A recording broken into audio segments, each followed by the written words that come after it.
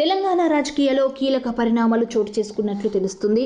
కాంగ్రెస్లో బీఆర్ఎస్ ఎల్పీని విలీనం చేసుకునే దిశగా అధికార పార్టీ నేతలు పావులు కదుపుతున్నారు. ఇప్పటికే పలువురు బీఆర్ఎస్ ఎమ్మెల్యేలు కాంగ్రెస్ నేతలతో టచ్లో ఉన్నారని, అసెంబ్లీ బడ్జెట్ సమావేశాల కంటే ముందుగానే బీఆర్ఎస్ ఎల్పీ విలీనం ప్రక్రియను కంప్లీట్ చేయాలనే కృత నిశ్చయంతో కాంగ్రెస్ రాష్ట్ర నాయకత్వం ఉందన్న ప్రచారం జరుగుతోంది. ఇప్పటికే 4 బీఆర్ఎస్ ఎమ్మెల్యేలు కారు దిగి కాంగ్రెస్లో చేరగా మరింత మంది కాంగ్రెస్లో చేరేందుకు ప్రయత్నిస్తున్నారని టాక్ నడుస్తోంది.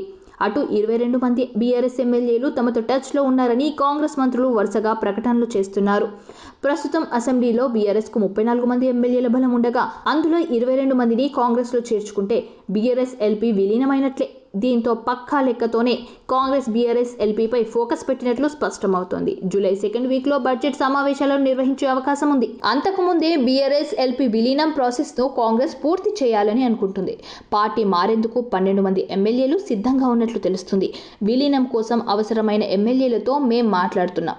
4-5 రోజుల్లో మిగతా ఎమ్మెల్యేలు పార్టీ మారేందుకు నిర్ణయం తీసుకుంటారని కాంగ్రెస్ కీలక నేత ఒకరు చెప్పారు. ఇక కాంగ్రెస్లో చేరేందుకు సిద్ధంగా ఉన్న ఎమ్మెల్యేలో ఎక్కువ మంది గ్రేటర్ హైదరాబాద్ పరిధి నుంచే ఉన్నట్లు తెలుస్తుంది.